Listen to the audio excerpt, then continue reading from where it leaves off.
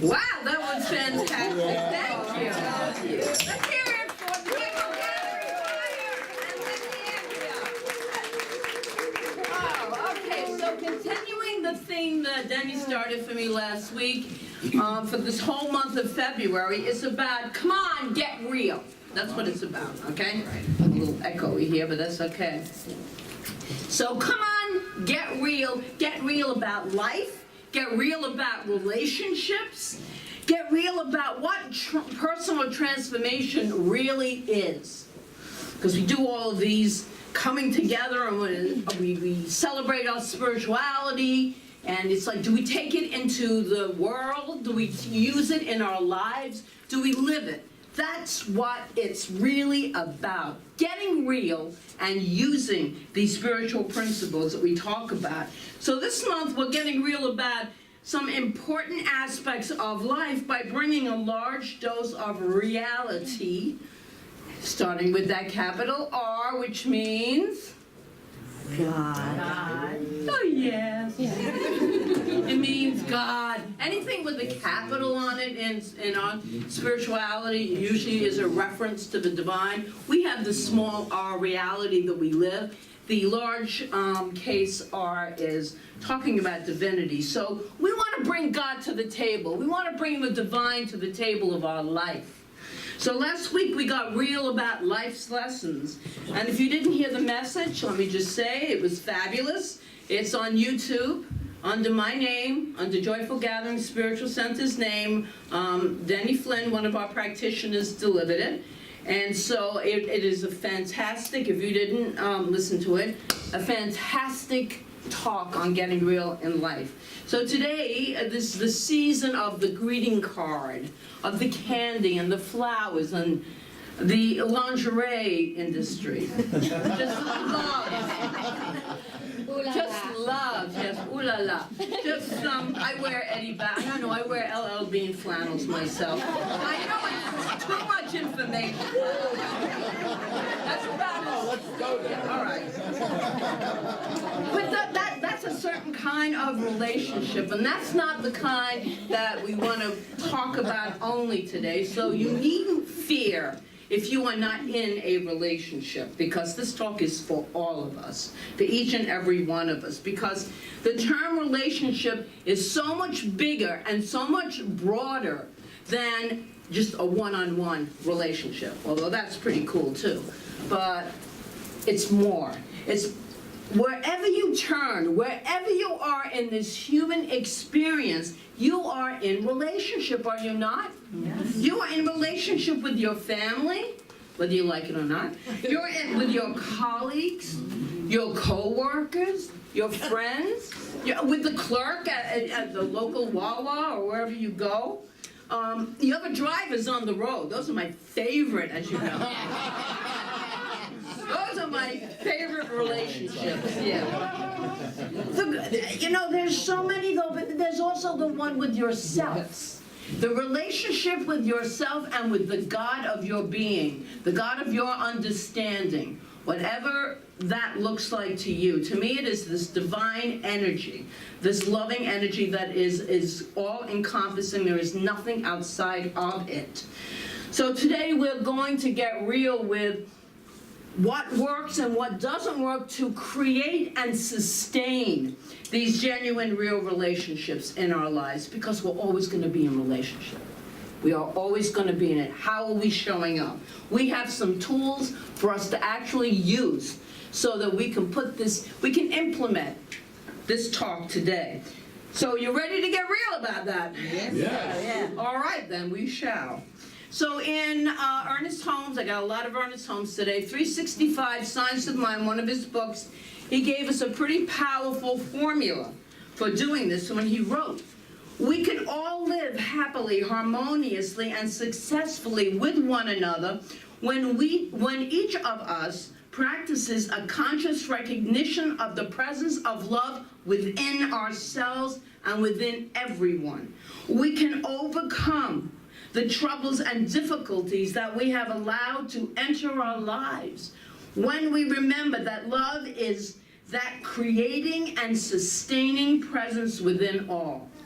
we have to keep pulling ourselves back to it, because we live in tumultuous times. We live in times that are really testing our faith sometimes, testing, you know, how much of this is like really real, this love stuff. I'm going to tell you, the alternative stinks, so I don't want to be in the alternative. I would rather be in that energy of kindness, of compassion, of integrity, and of love, because it feels better to me and I can show up better. And that energy spreads itself like the ripple effect. It does. Marianne Williamson's book, A Return to Love, she writes this: love takes more than crystals and rainbows. It takes discipline and practice. It's not just the sweet sentiment from a Hallmark card. It is a radical commitment to a different way of being, a response to life that is completely at odds with the rest of the world. And someone once said, love is not for lazy persons.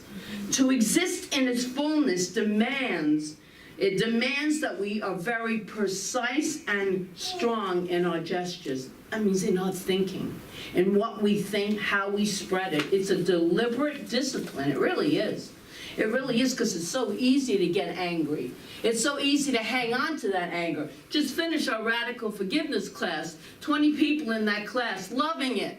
But what are they doing? They are forgiving, they are releasing, they are healing. They're doing all of that so that they can live a happier life, because it all takes place within. It all takes place within. I want to present you with 3 gestures of love this morning that, if offered, will move all of your relationships to a higher and more holy level. And they will definitely help you make this love more real. Simple. Simple. We make everything difficult. Simple things. Bring compassion to the table. Or of Jesus, Ernest Holmes wrote in his Science of Mind book. This is about Jesus. Humble in his humanity, compassion in his tenderness, he let the Great Spirit speak through him in words of love and sympathy. He proclaimed his divinity through his humanity and taught that all men are brothers. No one ever lived who valued the human soul more than Jesus, for he knew it to be the personification of God. That divinity within us is the personification of the divine. We are all connected through this energy, and it is so reassuring to know that within us we have this loving energy that we cannot in any way harm, alter, or change. It is perfect the way it is, and it's always there for us. So what does this mean about compassion in any of all of our relationships? So being compassionate, really practicing compassion, is to listen without judgment. Whoa. Right there. This is a discipline. Simple. Without analyzing or without trying to fix. Just listening to someone. People just want to be heard. They just want to talk. They want to be heard. And the best thing we can do is to sit and listen without trying to fix. Because that's our interpretation right there. Being compassionate means asking, how can I understand this better? Being compassionate means to look at every act of another human being as a call for love. That can be very challenging, but when practiced, it puts us in a different vibration, which affects the whole. Being compassionate also means having an understanding and empathy for another person's feelings and experience, and offering whatever help that we can. And I want to give you an extreme example of compassion. It's the story in a newspaper a couple of years ago. Just shows a little bit of what compassion can look like. So the article was entitled, "A Lesson Learned on a Bus in Kenya." It told of a bus containing Christians and Muslims just outside of the Kenyan city, which near Christmas several years ago, terrorists forced the bus to stop. More than 10 heavily armed militants of the Somali-based Al-Shabaab group ordered the passengers to get out and to form into groups. Muslims on one side and everyone else on the other. Their plan was clear because in several previous attacks, members of this terrorist group had slaughtered Christians and spared the Muslims. Despite knowing this pattern and being ordered to separate, the Muslim passengers refused to separate themselves from their non-Muslim fellow passengers. In fact, some even offered them a headscarf. One of the Muslim passengers said, "We stuck together tightly. The militants threatened to shoot us, but we still refused and protected our brother and sisters. Finally, the militants gave up and left." And the article ended with this line: "In the face of death, they saw each other first as human beings." That's a lesson worth remembering in the country that's supposed to be a beacon of liberty. Are we remembering that? We don't hear about all the kind acts that are taking place all over the planet. We're not privy to that. We get fed what we're supposed to be hearing. And I'm saying what we're hearing, a lot of it is all, and we know this, is all fear-based to keep us in a certain position. Well, love frees us from that. When we go to the place of love and human kindness, it frees us. It frees us from that fear-based thinking. And we're just not going into it, are we? No, we're not. I'm not. Nope. Would you join me? Absolutely. Thank you. Doesn't mean you don't take some kind of action. If you feel called to something with your heart, doesn't mean that, but do it with a sense of love and kindness. Do everything in life with a sense of love and kindness. And that instant was compassion personified. In an Ernest Holmes reader on practical wisdom, he writes, "Compassion and caring are the ties that bind us together in mutual understanding and in the unified attempt to uncover the divinity in each other. Compassion is the most gentle of all human virtues, for it is the outpouring of the divine givingness through all." Compassion. It's so soft, it's so flowing, it's so beautiful when we really come from a compassionate heart. The second gesture which helps us get real, this is about practicing love in our relationships, is kindness. Mother Teresa once said, "Be the living expression of God's kindness. Kindness in your face, kindness in your smile, kindness in your warm greeting." And the Dalai Lama, we know, "My religion is very simple. My religion is kindness." Kindness. All that sounds well and good, but what does it look like in our lives? Well, how about this? What if each and every day of the week we consciously did one random act of kindness? A kind, soft word, a helping hand, a smile to a stranger. You ever do that? I mean, it's the most wonderful thing. You just like smile at someone and you can see that their spirits lift. You don't know, we don't know what someone else is going through. That smile can change their whole lives. So these sound like simple, nice little things. They are life-changing. They are life-changing. Giving an anonymous gift to a stranger. Picking up the trash from someone's lawn. All of these are loving kindness acts. Help someone load their groceries into the car at the store. I know I would appreciate that.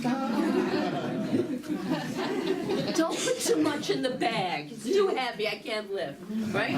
I would appreciate that. That's an act of kindness. And I tell you, every one of my baggers in the grocery stores are so kind. They are so kind to me because they always make sure I don't have more than 2 bottles in my bag.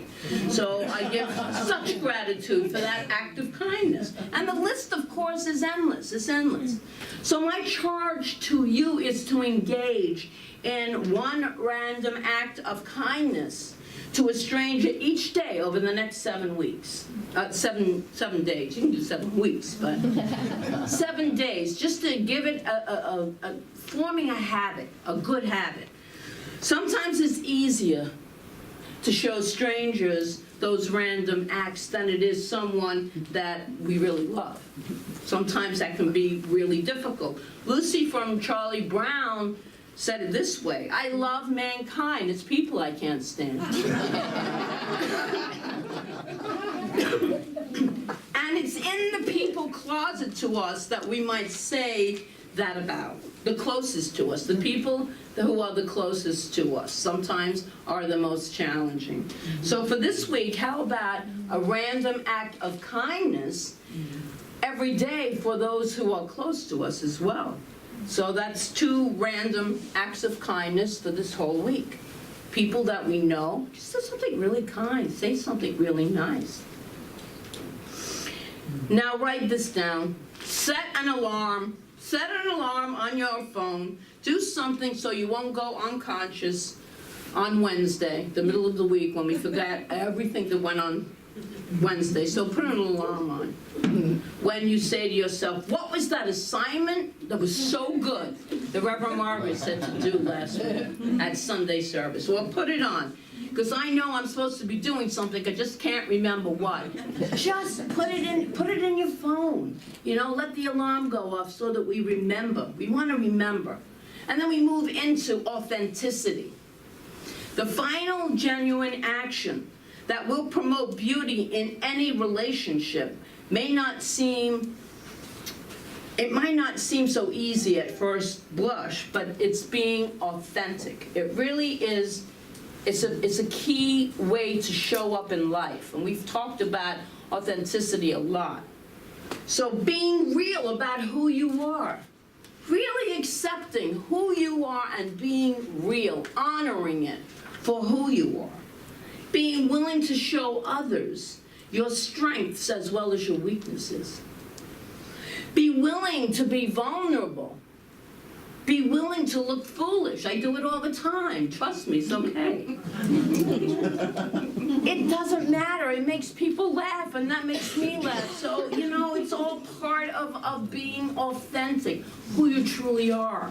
Be willing to be bold with your missions and your dreams, your visions. Be bold. Think big. Think big because you deserve big. And be willing to be clear and honest and direct about what works and what doesn't work for you in a relationship, while applying the first 2 ideas, compassion and kindness. Be willing to say no when someone is expecting a yes. That can sound so easy, but it can be so challenging sometimes. But are you being authentic? Is it an authentic no? On this point, I have just one question. Is there a relationship right now where you are not being authentically you? And would you be willing to clean it up this week?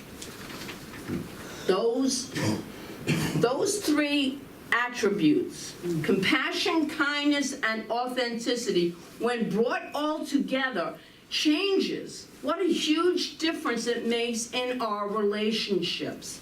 But not just to the outside relationships, to our internal relationship as well. Our most important relationship with our own divine self, that self within us, which is our God self, our divine self, whatever you want to call it, your soul, whatever it is. It's the part of us that is eternal, that is truth, truth, truth. And it loves to hear words of truth because it resonates with it.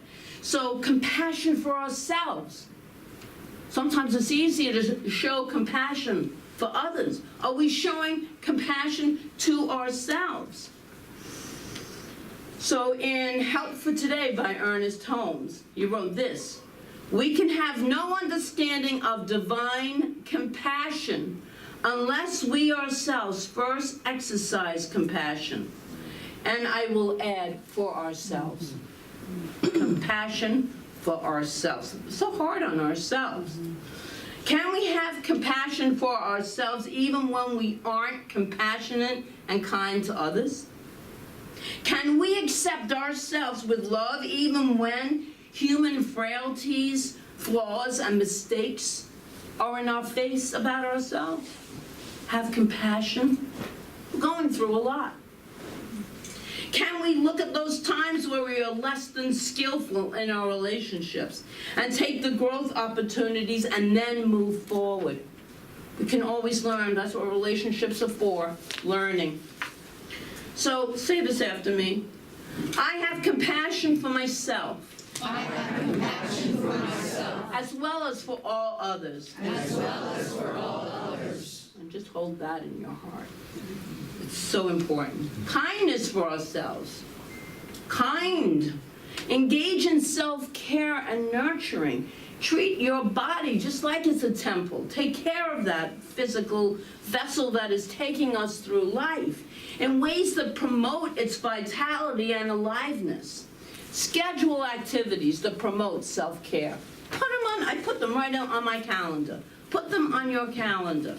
Take care of these physical forms that are really sacred because they are taking this energy that the bodies are within, actually. They are taking, these bodies are allowing us to walk through this human experience. Without them, we're not having a human experience. We're having our divine experience, which we can have at the same time as we have our human experience. Just a little bit more challenging sometimes. Authenticity with ourselves. And what do I mean by that? Get real to ourselves about ourselves. Do you ever sit down and have a good conversation with yourself? All the time. I'm going to have a good conversation with you today, Margaret. Realize who you really are. Holmes writes in The Science of Mind, we must realize our divine nature and relationship to the truth of God. This relationship is one of complete unity. And here's what we need to be authentic about. You are light in form. You are love in expression. You are creativity making. You are life force talking. You are the love of God showing up on this planet. That's who you are. You are a child of the divine. That is a major thing that you are. It is the most important thing we could ever realize. It is our authentic self. You are special and so amazing. Everyone. God doesn't repeat itself. Everyone is unique. Every single person is unique. And that always blows my mind. Not two the same fingerprints anywhere in the world. Nothing. Nothing the same. Do you have a strong and healthy relationship with the God of your being? So getting real, get authentic with yourself about that. How is your relationship to a higher power, an inner power, the God of your understanding? How is that relationship? Do you have one? Would you like to cultivate one? Because you can by turning within. So 10 ideas, there are, and this is from another Ernest Holmes book, in 10 Ideas That Make a Difference, he wrote this: we must come to realize that at the base of everyone's life, there is a sincere desire to love and be loved. Thus, the most valuable thing any one of us can do is to be a little more certain each day that we are meeting life with a greater sense of love. When we bring compassion for ourselves and others, kindness to ourselves and others, and authenticity to ourselves and others. We will have gotten real about relationships and be certain that each day we are meeting life with the greatest sense of love. And I want to end with a powerful statement about love. It's by Pierre Teilhard de Chardin. I know I always mess his name up, but 19th century French monk and mystic. And he wrote this: "The day will come when, after harnessing space, the winds, the tides, and gravitation, we shall harness for God the energies of love. And on that day, for the second time in the history of the world, we shall have discovered fire." And so bring that fire of love into your heart. Open up your heart. We've closed our hearts off, so just open your heart to that compassion, to that kindness, and to that authenticity. And we will all celebrate every day in love. Not just one day, every day. So it is.